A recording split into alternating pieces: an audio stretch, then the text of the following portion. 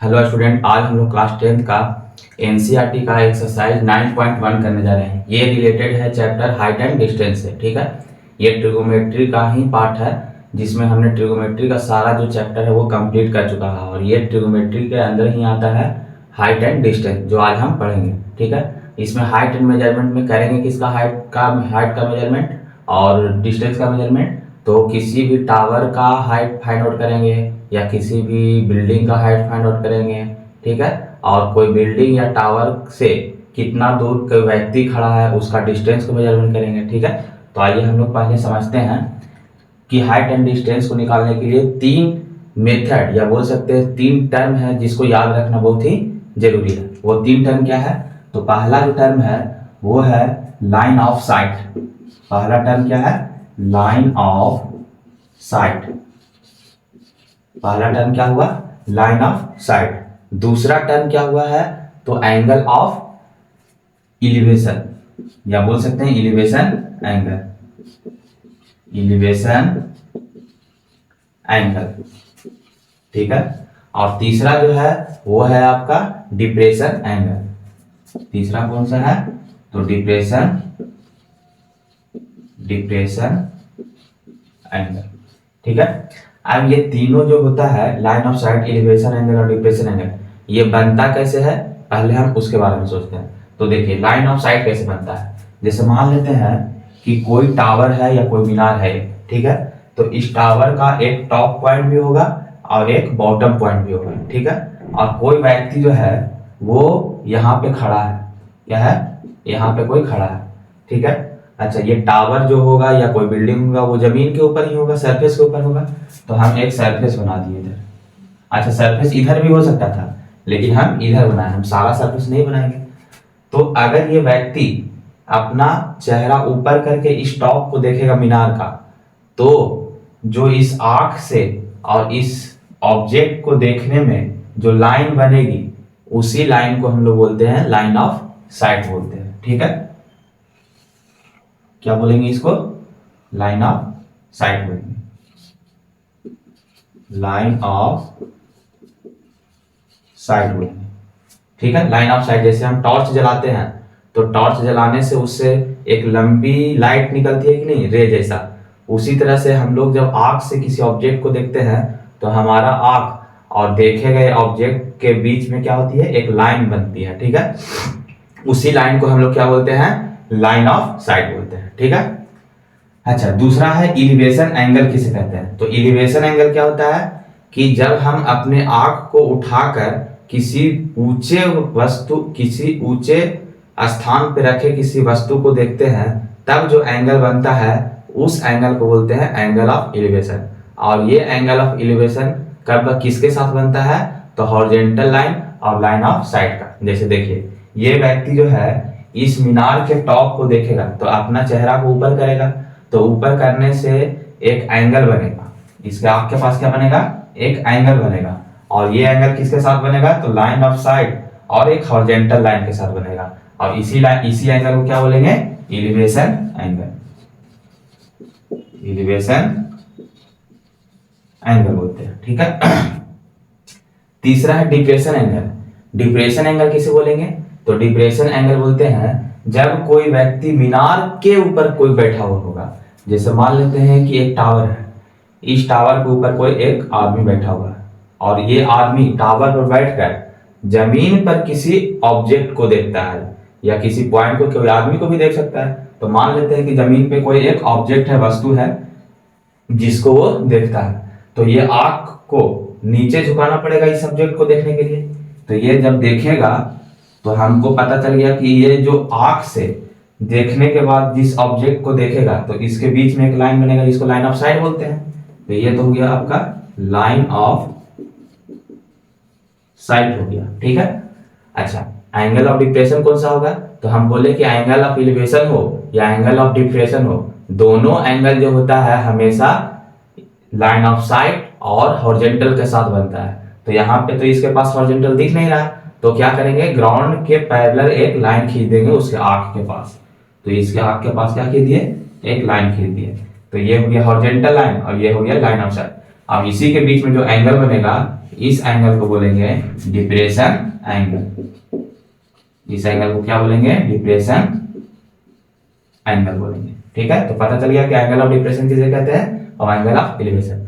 इसको दूसरे टर्म में भी समझ सकते हैं कि जब हम अपने आंख को ऊपर करके किसी ऊंचे स्थान पर रखे वस्तु को देखेंगे तब जो एंगल बनेगा उस एंगल को बोलेंगे एलिवेशन एंगल, और जब हम नीचे आंख करके किसी वस्तु को देखेंगे तब जो एंगल बनेगा तब उसको बोलेंगे डिप्रेशन एंगल बोलेंगे। ठीक है, तो हमेशा याद रखना एलिवेशन एंगल हमेशा नीचे बनता है और डिप्रेशन एंगल हमेशा ऊपर बनता है। अच्छा, एक चीज ये भी समझना है कि एंगल ऑफ डिप्रेशन और एंगल ऑफ एलिवेशन दोनों क्या होते हैं? एक दूसरे के अल्टरनेट होते हैं। जैसे अगर यहाँ देखें ये वाला एंगल और यहाँ पे अगर हॉरिजॉन्टल बना दें तो ये वाला एंगल और ये वाला एंगल दोनों इक्वल होगा कि नहीं? यही एंगल एलिवेशन होता है और ये एंगल डिप्रेशन होता है, तो दोनों क्या होंगे? एक दूसरे के अल्टरनेट भी होते हैं। ठीक है, तो अब ये तीन वर्ड हम लोग समझ गए तो हम लोग सारे क्वेश्चन अब हाइट एंड डिस्टेंस के कर लेंगे बहुत ही आसानी से। ठीक है, तो आइए हम लोग सबसे पहले फर्स्ट नंबर हम लोग क्वेश्चन नंबर 1 देखेंगे। तो क्वेश्चन नंबर 1 में क्या बोला गया है? A circus artist is climbing a 20 metre long rope with a tightly stretch and tied from the top of a vertical pole to the ground. Find the height of the pole if the angle made by the rope with the ground level is 30। बोला गया है एक circus artist है और वो circus artist क्या करता है? एक रोप पे चढ़ता है जिस रोप का लेंथ दिया हुआ है 20 मीटर और वो रोप क्या है? पोल के साथ बंधा हुआ है और ग्राउंड के साथ बंधा हुआ है। ठीक है, और ग्राउंड के साथ 30 डिग्री का एंगल बनाता है रोप। तो हम पहले फिगर बनाते हैं डायग्राम। तो ये हो गया आपका पोल हो गया, ये क्या हो गया? पोल हो गया। ये पोल से क्या बंधा हुआ है? एक रोप बंधा हुआ है। पोल से क्या बंधा हुआ है? एक रोप बंधा हुआ है और ये रोप जो दूसरा एंड है वो एंड ग्राउंड के साथ 30 डिग्री का एंगल बनाता है। तो हम यहाँ पे 30 डिग्री का एंगल बना देंगे ग्राउंड के साथ, तो ये हो गया 30 डिग्री।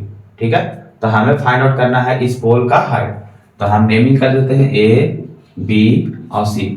तो पहले हम क्या करते हैं, जो एक ट्रिगोनोमेट्रिकल रेशियो बताए थे, हमें क्या करना है? पोल का हाइट फाइंड आउट करना है। तो वास्तव में इस ट्रायंगल में ये पोल तो परपेंडिकुलर होगा इस एंगल के रिस्पेक्ट में। ठीक है, तो हमें यही फाइंड आउट करना है। और रोप का जो लेंथ है, ये रोप है, इसका लेंथ दिया हुआ है 20 मीटर दिया हुआ है। ठीक है, यही क्या है? रोप है। तो हमें ये पोल का हाइट ज्ञात करना है। तो हमें पहले क्या करना, पता करना होगा ट्रिगोनोमेट्रिकल रेशियो पता करना होगा कि वो ट्रिगोनोमेट्रिकल रेशियो कौन सा होगा? Sine cos tan. तो हम याद करेंगे वो पंडित भोला प्रसाद। तो यहाँ पे पहले लिख देते हैं पंडित भोला प्रसाद हरी हरी बोल, साइन कॉस टैन, यही होता है। तो हमें सोचना है कि ये परपेंडिकुलर होगा इस एंगल के रिस्पेक्ट में, क्योंकि एंगल के सामने वाला परपेंडिकुलर होता है। तो इस एंगल के रिस्पेक्ट में ये परपेंडिकुलर होगा, पी होगा। और हाइपोटेनस तो कभी चेंज होता नहीं और ये 90 डिग्री होगा और ये होगा हाइपोटेनस। ठीक है, तो ये तो चेंज होता नहीं।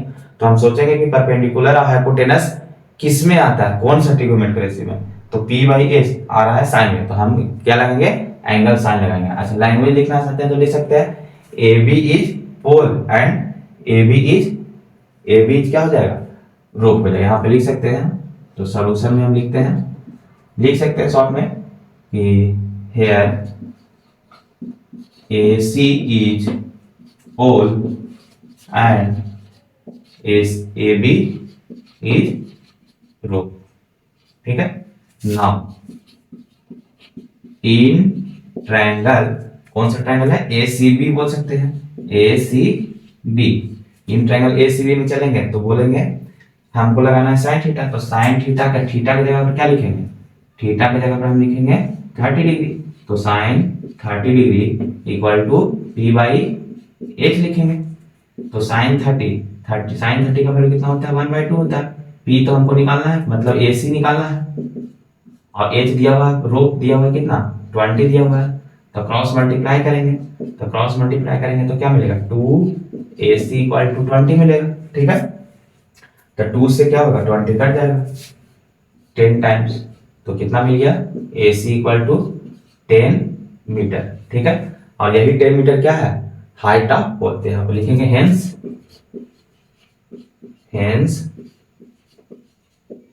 Height of pole equal to 10 metre हो जाएगा। ठीक है, तो देखिए यहाँ पे हाइट निकला कि नहीं, यानी कि इस चैप्टर में हम सिर्फ हाइट ऑफ डिस्टेंस का ही बारे में बात करेंगे। तो ये हो गया हाइट, तो ये हो गया फर्स्ट नंबर कंप्लीट। अब हम लोग देखेंगे सेकंड नंबर पे, ठीक है।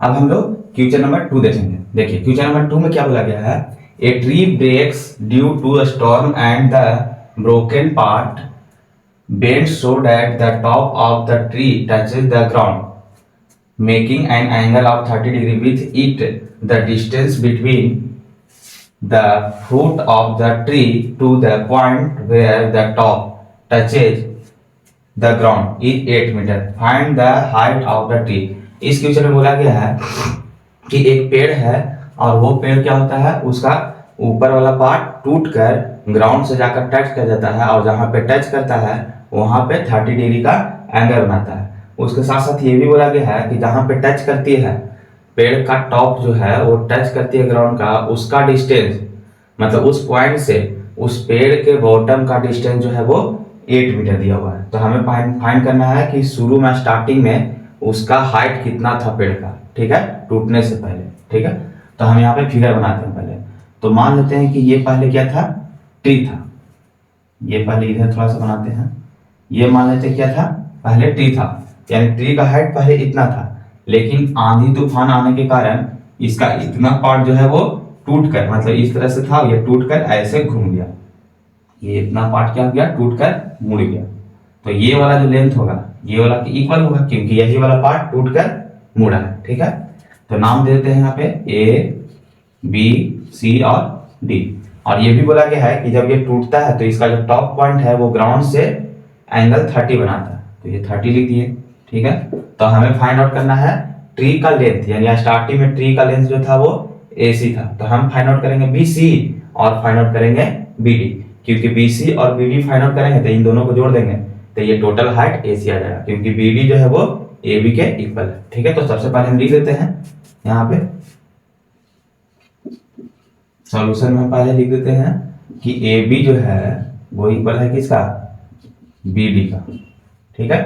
कैसे, according to figure, according to figure.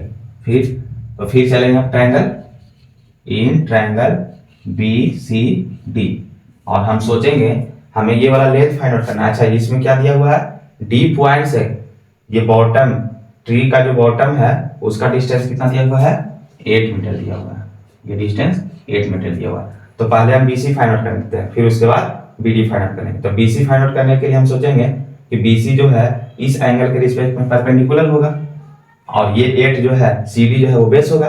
तो परपेंडिकुलर और बेस ट्रिग्नोमेट्रिक का रेशियो में कौन सा आता है, तो हमें याद होगा पंडित भोला प्रसाद से, पंडित भोला प्रसाद हरि हरि बोल, साइन कॉस टेन।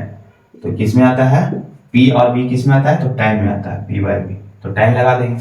तो इन ट्रायंगल BCD में लिखेंगे tan 30 degree equal to P/B, P/B, और P के मतलब क्या है BC, और B का मतलब क्या है 8 मीटर है। तो tan 30 का वैल्यू होता है कितना, तो tan 30 का वैल्यू होता है 1/√3 इक्वल टू BC/8 होगा। अब यहाँ देखिए इस 8 को यहाँ भेज देंगे तो BC इक्वल टू क्या होगा 8/√3। तो यहाँ लिख देंगे BC इक्वल टू 8/√3, ठीक है। ये आ गया। अब दूसरा, अब एक और लेंथ फाइंड आउट करना है। वो कौन सा फाइंड आउट करना है, BD को फाइंड आउट करना है, ताकि BD जो है वो AB के इक्वल मिल जाए। तो हमें पता करना है BD, यानी ये हाइपोटेनस, ये क्या है हाइपोटेनस। तो हाइपोटेनस यानी H और B किस में आता है, कौन सा, ट्रिग्नोमेट्रिक रेशियो में। तो देखना है H और B किस में आता है, कॉस में आता है। तो इस बार क्या लगाएंगे, कॉस लगाएंगे। फिर से लगाएंगे अगेन ट्रायंगल BCD, फिर से BCD में चलेंगे और लिखेंगे क्या, tan नहीं मतलब कॉस लिखेंगे, क्योंकि अभी कॉस आएगा B और H में। तो कॉस कितना 30 डिग्री, और फार्मूला क्या होगा, कॉस थीटा इक्वल टू तो B/H होगा, और कॉस 30 का वैल्यू होता है कितना, तो √3/2 होता है। तो यहाँ लिखेंगे √3 और /2 लिखेंगे। B मेरे पास कितना है, तो 8 है, तो 8 लिख देंगे, और H तो हमको निकालना है, मतलब BD निकालना है, ठीक है। अब क्रॉस मल्टीप्लाई करेंगे, तो क्रॉस मल्टीप्लाई करेंगे तो क्या मिलेगा, तो √3 BD इक्वल टू 16 मिलेगा, ठीक है। तो BD इक्वल टू सिर्फ कितना मिलेगा, तो बोलेंगे कि BD इक्वल टू मिलेगा 16/√3, 3 मिलेगा। लेकिन हमें तो पूरा फाइंड आउट करना है टोटल लेंथ, तो पेड़ का पूरा टोटल लेंथ फाइंड आउट करना है। पेड़ का पूरा लेंथ कितना है AC, तो AC बराबर क्या लिखेंगे, लिखेंगे BC प्लस BD। तो यहीं पे लिख दे रहे हैं AC equal to AB plus BC लिख दिए, ठीक है। तो मेरे पास AB यहाँ नीचे लिखते हैं, AB कितना है, तो AB मेरे पास आया था, अच्छा AB मेरे पास नहीं आया है, मतलब AB जो है वो किसके बराबर है, BD का है। तो यहाँ पर लिख सकते हैं AB equal to BD plus BC, ठीक है। ये हमारे पास क्या है, क्वेश्चन में गिवन है, यहाँ पर लिख भी सकते हैं ब्रैकेट में AB equal to BD, bracket में वहां पे लिख भी सकते हैं, ठीक है। अब हम क्या करना चाहते हैं, थोड़ा सा मिटाना चाहते हैं ऊपर में, यहाँ पे थोड़ा सा मिटाते हैं उसको लिखने के लिए। देखिए तो हमें फाइंड आउट करना है किसको, AC, तो AC equal to BD plus BC है, तो BD प्लस BC है।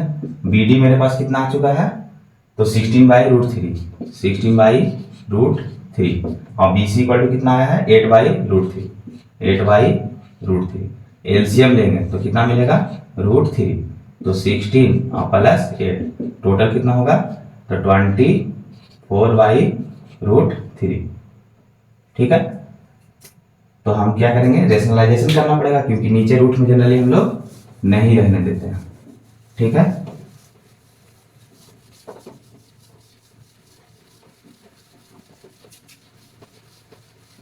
देखिए तो इसको रेशनलाइजेशन करते हैं, तब ऊपर में √3 और नीचे में भी √3 से मल्टीप्लाई कर देंगे, तो ये क्या हो जाएगा, 24√3 हो जाएगा। √3 से √3 रूट खत्म हो जाएगा, नीचे कितना आ जाएगा, तो 3 आ जाएगा, काट कर कितना हो जाएगा, 8, यानी कितना आ गया, 8√3 मीटर आ गया, ठीक है। तो हम बोलेंगे AC क्या है, हाइट ऑफ ट्री है, तो यहाँ पे लिख सकते हैं हेंस करके, हेंस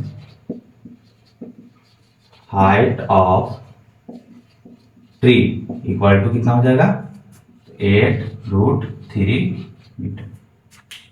ये सबको मिटा देना,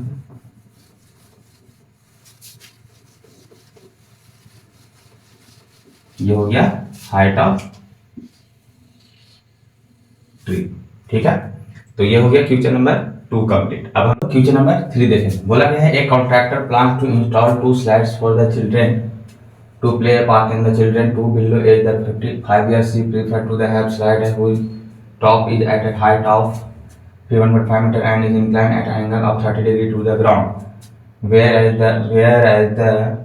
for elder children she want to have a steep slides at a height of 3 meter and inclined at angle of 60 degree to the ground. What should be the length of the slide in each cases? हमें क्या करना है, इसमें 2 slide दिया है basically, और दोनों slides में बोला गया है कि पहला स्लाइड्स रखा गया है 5 वर्ष से कम उम्र का, या 5 वर्ष का जो बच्चा होगा उसके लिए स्लाइड रखा गया है, ठीक है। और उसके लिए जो हाइट बनाया गया है स्लाइड का, वो कितना बनाया गया है, 1.5 मीटर का बनाया गया है, ठीक है। और बोला गया है स्लाइड्स का जो दूसरा एंड है वो ग्राउंड से 30 डिग्री का एंगल बनाता है, और दूसरा जो है वो 5 वर्ष से ज्यादा होगा, जिसका एज 5 ईयर से ज्यादा एज होगा, उसके लिए हाइट जो रखा है वो कितना का रखा है, तो 3 मीटर के लिए रखा है, ठीक है। और एंगल कितना बनाता है ग्राउंड से, तो 60 डिग्री का, वो दूसरा केस के लिए। तो दोनों केस में क्या करना है, हमें लेंथ ऑफ स्लाइड, यानी कि ये वाला स्लाइड जिस पे हम स्लाइड करते हैं उसका लेंथ फाइंड आउट करना है, ठीक है।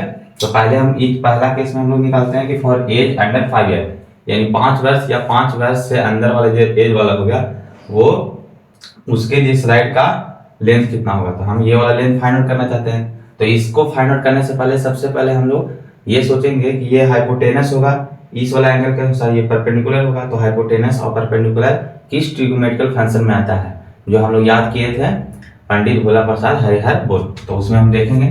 तो हम कैसे याद किए थे, पंडित भोला प्रसाद हरि बोल, साइन कॉस टेन, ठीक है, यही था।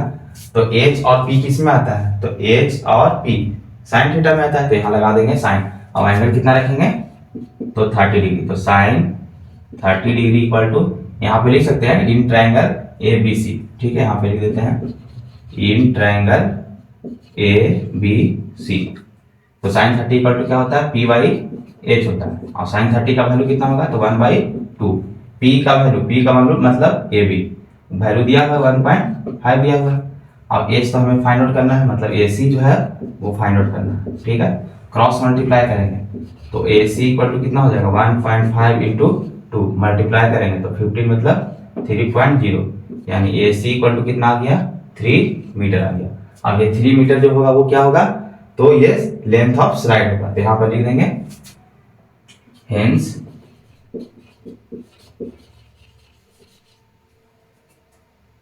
लेंथ ऑफ स्लाइड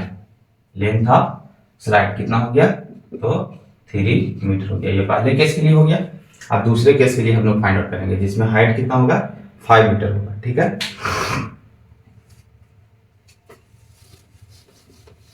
और एज इस बार कितना होगा ग्रेटर देन 5 ईयर्स, यानी 5 साल से जिसका एज ज्यादा होगा उसके लिए स्लाइड होगा।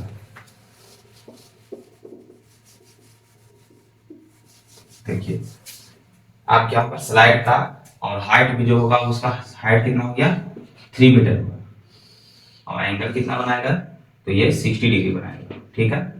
और ये 90 डिग्री हो जाएगा, इसका भी नाम दे देते हैं ए बी और सी नाम दे देते हैं। तो हमको फिर से क्या करना है स्लाइड निकालना है, लेकिन इस बार कितना निकालना है 3 मीटर हाइट के लिए, और ये 5 बार से ज्यादा, यानी केस हुआ कितना ग्रेटर देन अंडर नहीं, for age greater than 5 years, ठीक है।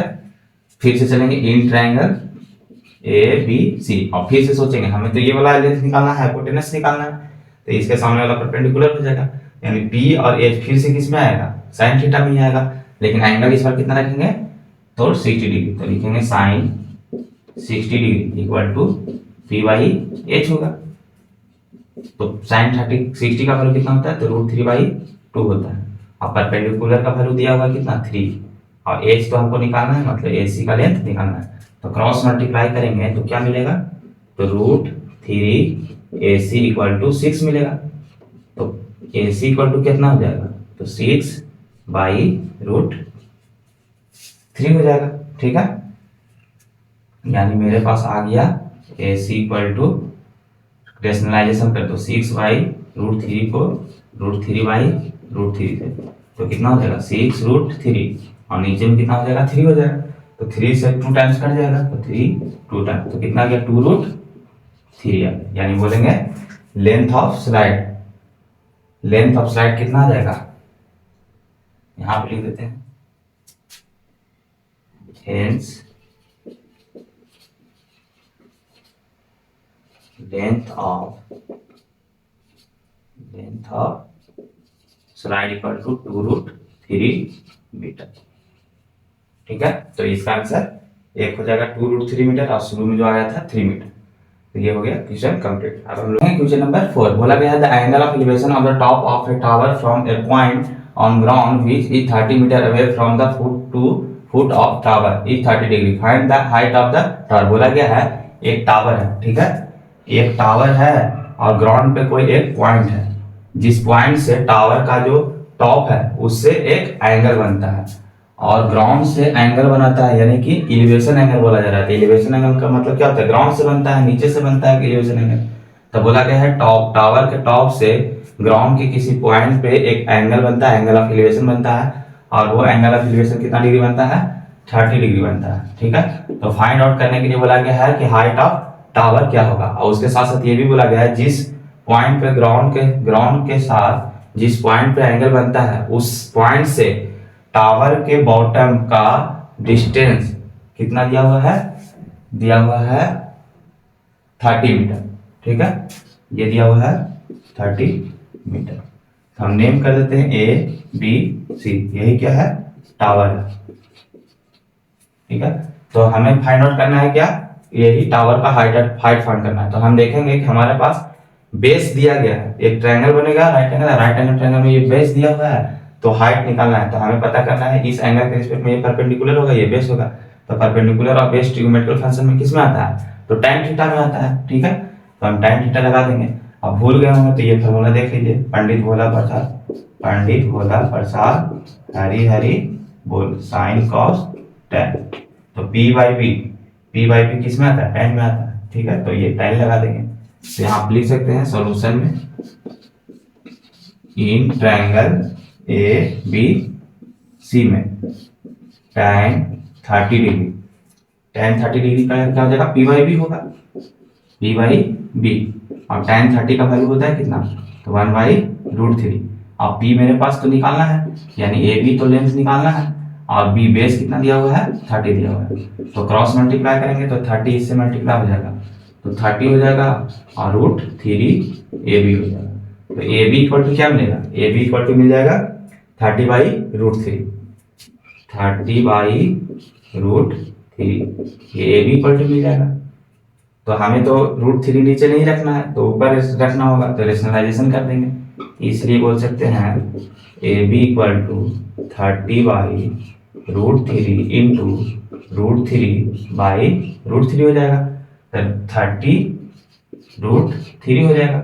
और नीचे में √3 मिलेगा, क्या हो जाएगा, 3 हो जाएगा, तो यहाँ लिख देंगे 3 से 30 कट जाएगा, यानी आ जाएगा 10√3 मीटर, यानी हाइट ऑफ टावर कितना आ जाएगा, 10√3। यहाँ पे लिख सकते हैं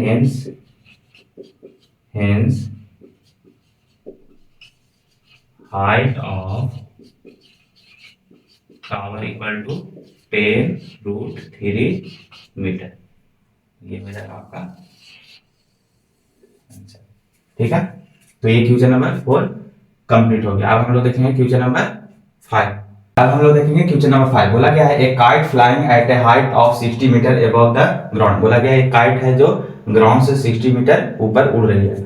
the string attach to the kite is temporally tied to point on the ground. और बोला गया है कि ग्राउंड से वो पूरा स्ट्रिंगली टाइट बांध दिया गया है, मतलब टाइटली क्या है वो बंधा हुआ है और वो उड़ रही है। ठीक है, the inclination of a string with the ground is 60 degree. और ग्राउंड से स्ट्रिंग जो है वो कितना डिग्री का एंगल बनाती है, तो 60 डिग्री का एंगल बनाती है। तो find the length of the string assuming that there is no slag in the string.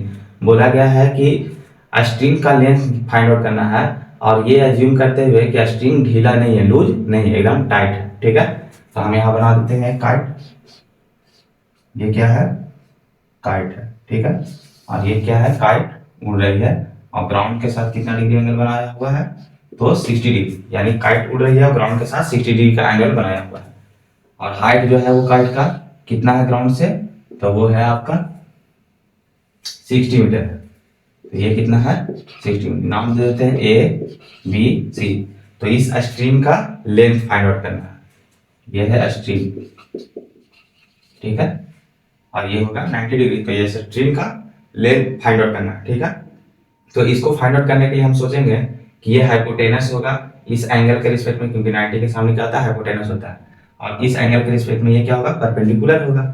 तो हम बोलेंगे कि P और H ये हाइपोटेनस किस में आता है, तो पंडित भोला प्रसाद हमें याद होगा, पंडित भोला प्रसाद हरी हरी बोल।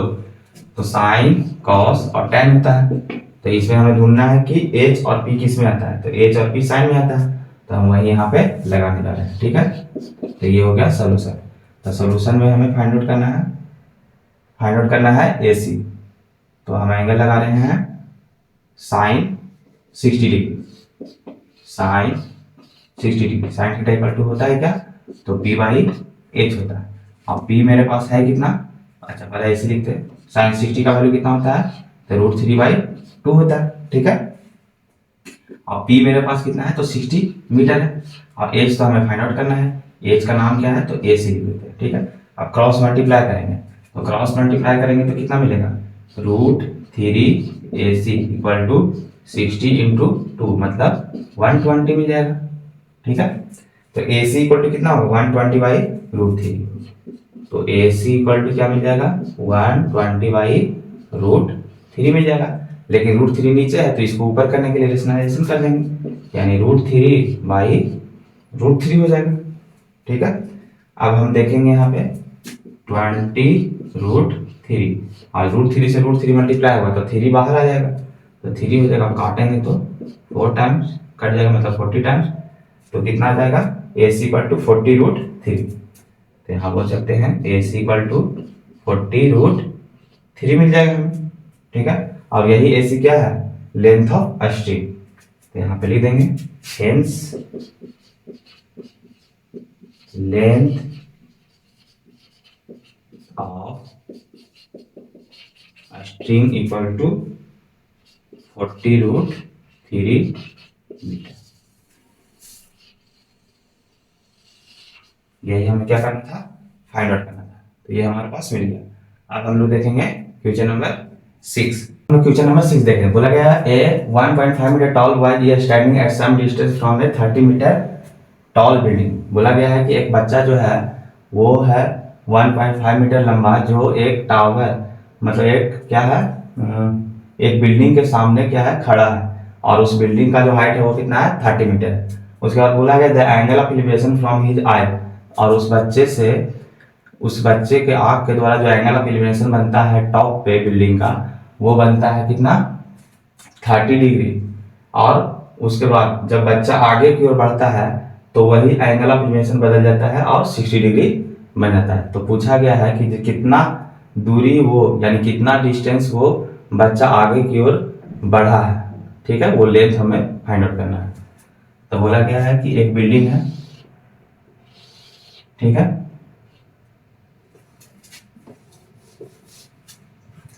देखिए अब हम लोग देखते हैं क्वेश्चन नंबर 6। बोला गया है, इस क्वेश्चन में बोला गया है कि एक बिल्डिंग है, ठीक है, एक बिल्डिंग है और उस बिल्डिंग के मतलब देखिए अब हम लोग देखते हैं क्वेश्चन नंबर 6। बोला गया है इस क्वेश्चन में कि एक बिल्डिंग है और उस बिल्डिंग के सामने ग्राउंड पे एक बच्चा खड़ा है, ठीक है, कौन खड़ा है, तो एक बच्चा खड़ा है, और इस बच्चे का जो हाइट है वो कितना है 1.5 मीटर है, ठीक है, 1.5 मीटर हाइट का एक बच्चा खड़ा है, और इसके आर्क से उस बिल्डिंग के टॉप पे एक एंगल बनता है, और कितना डिग्री का बनता है 30 डिग्री का बनता है, ये बना दिए 30 डिग्री का, ठीक है, और ये ग्राउंड पे है और ये टावर है, ठीक है। तो देखिए ये 30 डिग्री बना है, तो बोला है कि ये बच्चा जो है वो आगे की ओर बढ़ता है, इस बिल्डिंग के आगे की ओर, यानी बिल्डिंग के ओर बढ़ता है। तो बिल्डिंग के ओर जब बढ़ता है तो एंगल 30 डिग्री से बदलकर कितना हो जाता है, तो बदलकर हो जाता है 60 डिग्री। कितना डिग्री हो गया, 60 डिग्री हो गया। तो पूछा गया है कि वो कितना लेंथ आगे की ओर चला, वही हमें लेंथ फाइंड आउट करना है। मतलब बच्चा भी यहाँ पहुंच गया, तो ये वाला लेंथ क्या होगा, यही फाइंड आउट करता है। हम नेमिंग कर देते हैं ए बी सी और डी, ये नेमिंग कर दिए। तो हमसे पूछा गया है ये लेंथ कितना हो गया, यानी डीसी का लेंथ फाइंड आउट करना। और बिल्डिंग का हाइट जो है वो कितना दिया हुआ है, तो ये दिया हुआ है 30 मीटर दिया हुआ है। तो बताइए ये ए सी, इसका नाम दे देते हैं, इसका नाम दे देते हैं एम। एम जो लेंथ है वो है 30 मीटर। तो बताइए ए बी कितना लेंथ होगा, तो 1.5 अगर घटा देंगे, क्योंकि यहाँ पे बी एम जो होगा 1.5 होगा, क्योंकि इधर पैरेलल है ये दोनों लाइन, ये वाला लेंथ कितना होगा 1.5 मीटर। तो ये घटा देंगे तो ये वाला मिल जाएगा, यानी बोल सकते हैं ये वाला जो लेंथ होगा वो कितना होगा, तो 28.5 हो जाएगा, ठीक है, 1.5 माइनस कर देंगे। तो हमें फाइंड आउट करना है आरटीसी। तो हमें देखिए इस टाइप का जब भी कोई दो ट्रायंगल बने तो हमें उन दोनों ट्रायंगल में चलना है और कुछ वैल्यू फाइंड आउट करके हमें यहाँ तक पहुँच जाना है, और यही करना भी होता है। जब दोनों ट्रायंगल में हम लोग चलेंगे तो कुछ ना कुछ वैल्यू मिलेगा और हमें आंसर मिल जाएगा। देखिए हम चलते हैं, तो यहाँ पे हम सोल्यूशन लिखते हैं, ठीक है। तो पहले चलते हैं इन ट्रायंगल ए बी सी में चलते हैं, ए बी सी।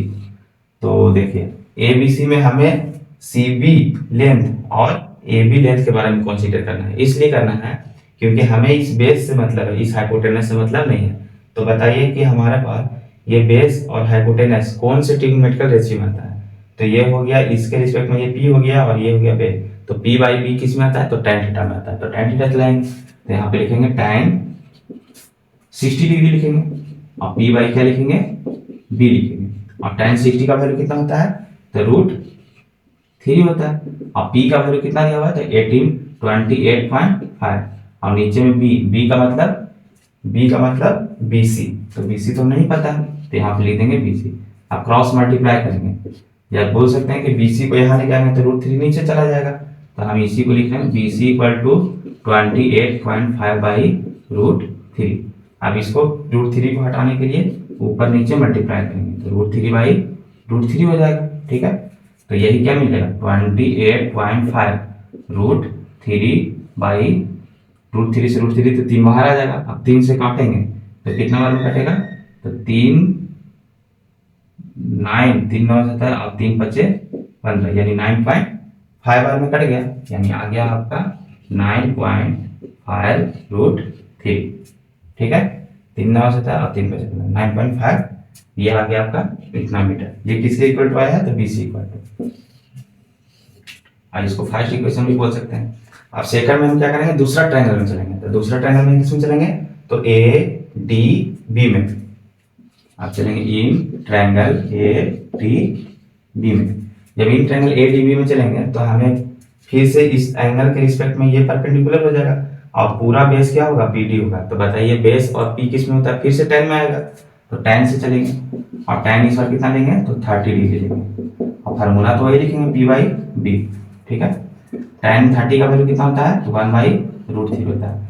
P के रूप में कितना दिया हुआ था, 28.5 और B के रूप में कितना है, तो BD, यही BD होगा। तो क्रॉस मल्टीप्लाई करेंगे, तो क्रॉस मल्टीप्लाई करेंगे तो BD इक्वल टू कितना आएगा, 28.5√3 आ जाएगा। ठीक है, 28.5√3 आ गया। तो हमें तो फाइंड आउट करना है इस DC लेंथ को, क्योंकि DC ही है जो ये बच्चा यहाँ से यहाँ गया है, इसी डिस्टेंस को फाइंड आउट करना है।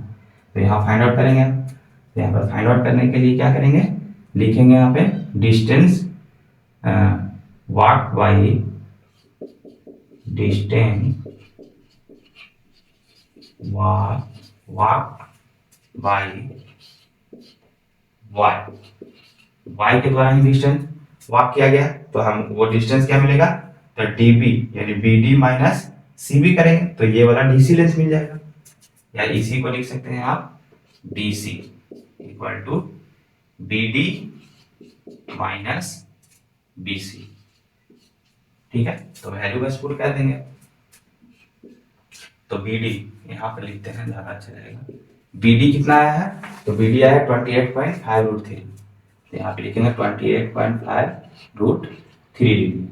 ठीक है, माइनस BC कितना आया है, तो BC आया है 9.5√3। तो यहाँ पे लिख देंगे 9.5√3। तो जब माइनस करेंगे तो 5 से 5 चल जाएगा, यानी आ जाएगा कितना आ जाएगा, 19√3।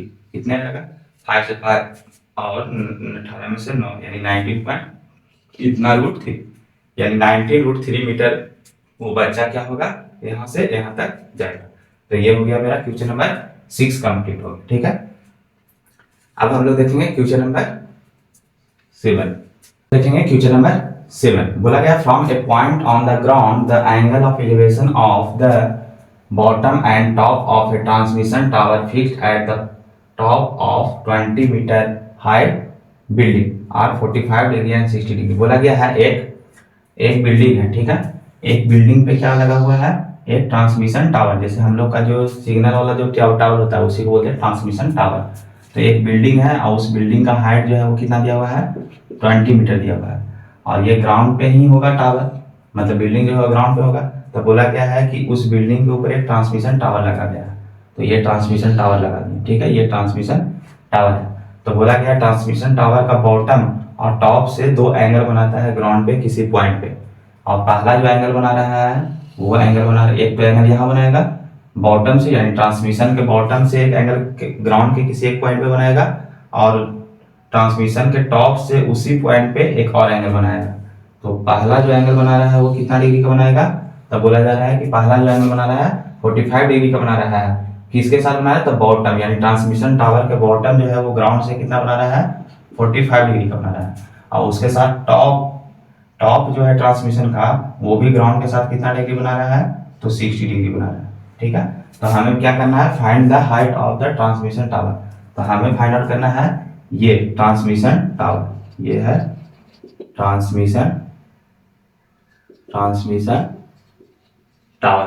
ठीक है, तो ये हमें फाइंड आउट करना है। तो इसका हम नेमिंग कर देते हैं ABCD, यानी ये ट्रांसमिशन टावर है, यही AB का लेंथ हमें क्या करना है, फाइंड आउट करना है। ठीक है, तो देखिए यहाँ भी 2 ट्रायंगल बना है, जब भी 2 ट्रायंगल बने तो हम उस दोनों ट्रायंगल में चलेंगे, आंसर हमको मिल जाएगा। ठीक है, तो देखिए 20 मीटर जो दिया हुआ ये क्या है, बिल्डिंग का हाइट दिया हुआ है, यहाँ पर लिख देते हैं बिल्डिंग। यहाँ पे है बिल्डिंग, ठीक है। तो हम चलेंगे इस सॉल्यूशन में चलेंगे और दोनों ट्रायंगल में चलेंगे। पहला जो ट्रायंगल है आपका जो मन करे उस ट्रायंगल में पता चलिए। तो हम चल रहे हैं बी सी डी ट्रायंगल में, in triangle B C D. अब बी सी डी में जो एंगल बन रहा है वो कितना डिग्री बन रहा है, 45 बन रहा है, ये वाला 45 डिग्री बन रहा है।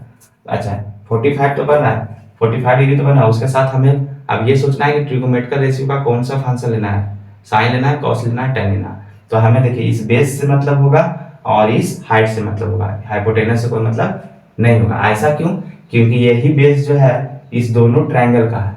तो जो कॉमन होता है वही हम क्या करते हैं, दोनों ट्रायंगल में लेते हैं या हम उसी का यूज करते हैं। तो ये वाला बेस जो है वो इस ट्रायंगल का भी है, इस ट्रायंगल का भी है, और हाइट तो हमको निकालना ही है, इसलिए हम बेस और हाइट का यूज करेंगे।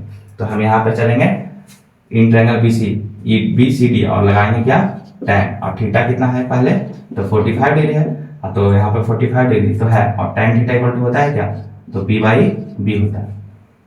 तो tan 45 डिग्री का वैल्यू कितना होता है, 1 होता है। अब p मेरे पास कितना है, p है 20 मीटर, ये है 20 मीटर, और b मेरे पास क्या है, dc है। तो क्रॉस मल्टीप्लाई करेंगे तो क्या मिलेगा, dc इक्वल टू 20 मीटर। अब इसको बोल देंगे फर्स्ट इक्वेशन। अब फिर क्या चलेंगे, दूसरा ट्रायंगल में चलेंगे। जैसे हम दूसरा ट्रायंगल में चलेंगे तो आंसर जरूर मिल जाएगा। अब ए डी सी ट्रायंगल में चलेंगे, तो ए डी सी जो ट्रायंगल में चलेंगे तो एंगल कितना मिलेगा, 60 डिग्री मिलेगा।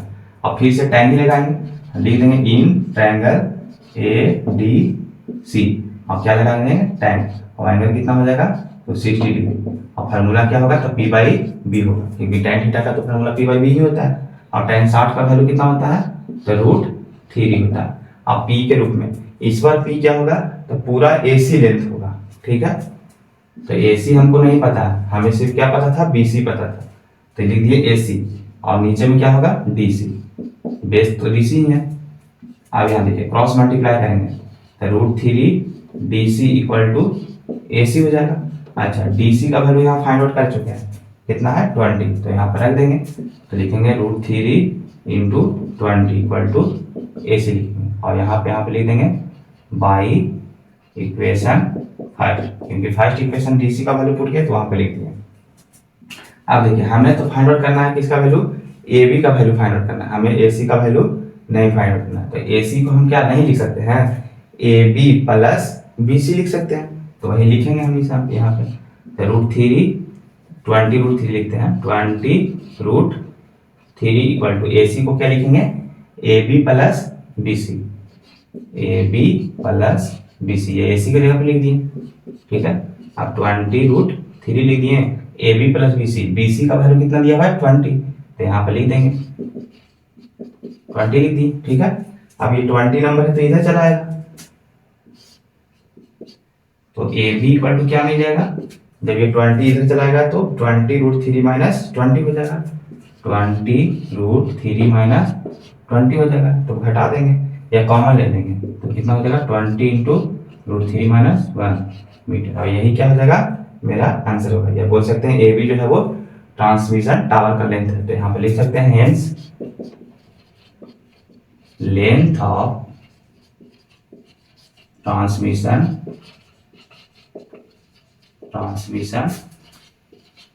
Tower, length of transmission tower कितना हो जाएगा, तो 20 इंटू √3 माइनस 1 मीटर, यही मेरा क्या होगा आंसर हो जाएगा, ठीक है। 20 √3 माइनस 1, ठीक है। तो ये क्वेश्चन हो गया कंप्लीट, क्वेश्चन नंबर 7। अब हम लोग देखेंगे क्वेश्चन नंबर 8। तो देखेंगे क्वेश्चन नंबर 8, बोला गया statue 1.5 metre 1.6 metre tall stand on the top of the pedestal. बोला गया है कि 1.6 मीटर का एक क्या है स्टैचू है जो पेडिस्टल के ऊपर रखा गया। पेडिस्टल क्या है, तो मूर्ति को रखने वाला या स्टैचू को रखने वाला एक होता है पेडिस्टल, ठीक है। From a point on the elevation of the top of elevation of the statue is 60 degree. बोला गया स्टैचू का जो टॉप है और उसका जो बॉटम है वो एंगल बनाता है, एलिवेशन एंगल एक 60 डिग्री का और एक 60 डिग्री का और एक 45 डिग्री का, ठीक है। तो सबसे पहले हम फिगर बनाते हैं उसके बाद समझाते हैं। तो एक बनाया गया है, एक बताया गया पेडिस्टल के बारे में, ये क्या है पेडिस्टल है, ठीक है। और ये पेडिस्टल के ऊपर क्या रखा गया है, स्टैचू रखा गया है, ये क्या रखा है स्टैचू, और ये क्या है पेडिस्टल, पेडिस्टल, ठीक है।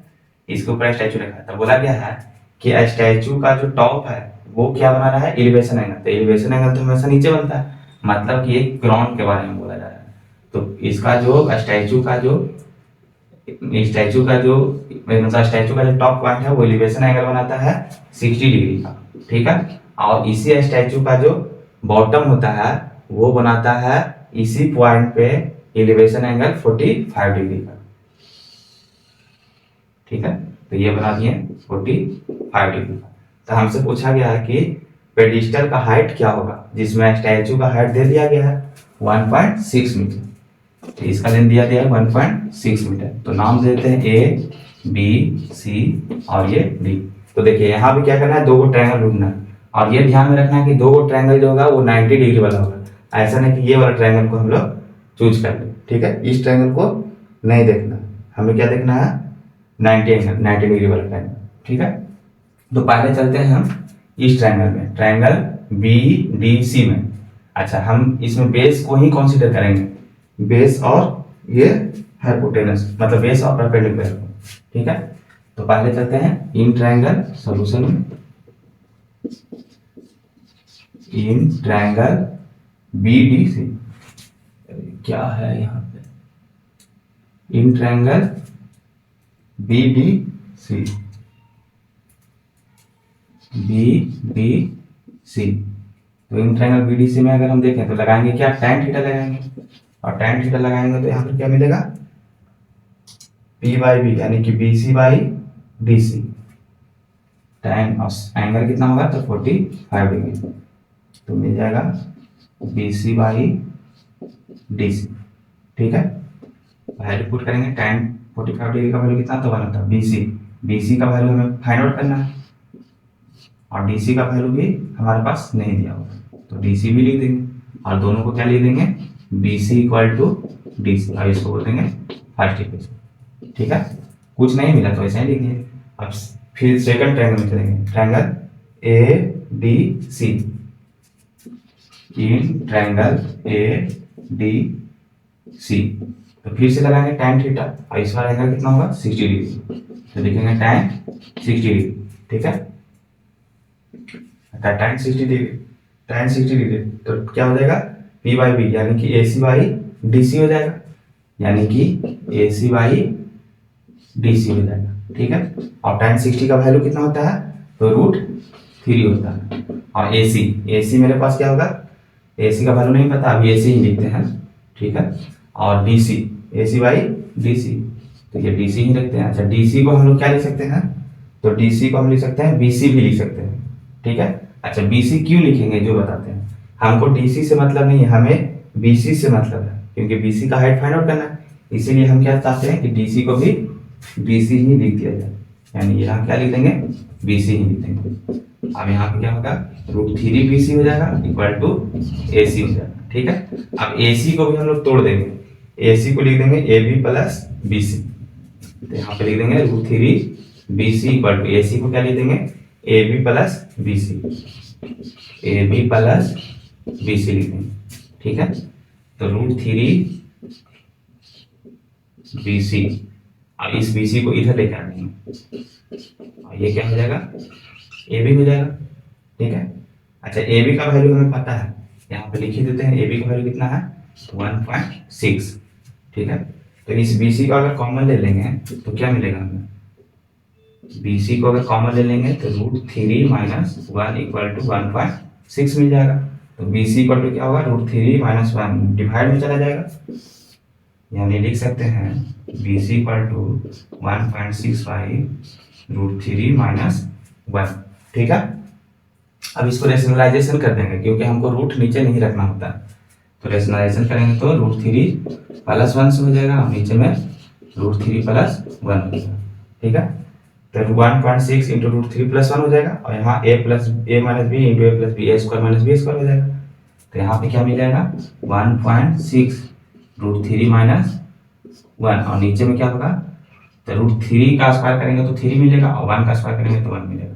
तो क्या मिलेगा 1.6 इंटू √3 माइनस 1/2, 2 से कट भी जाएगा, तो कितना आएगा 0.8, यानी मेरे पास आ गया बी सी इक्वल टू कितना, यहां लिख दे रहे हैं मिटा के,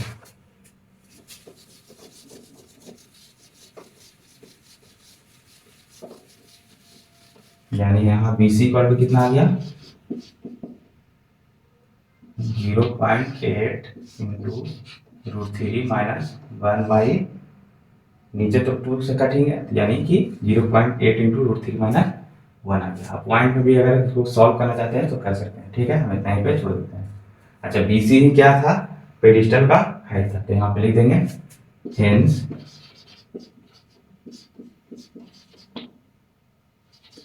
हाइट ऑफ, इसे और मिटा देते हैं, तो ये क्या मिल जाएगा हमें, हाइट ऑफ पेडिस्टल, यानी height of pedestal equal to 0.8 into √3 minus 1 metre हो जाएगा। यही क्या हो जाएगा, आंसर मिल जाएगा, ठीक है। बाकी सबको इधर मिटा सकते हैं। तो ये हो गया क्वेश्चन नंबर 8 कंप्लीट हो गया, ठीक है।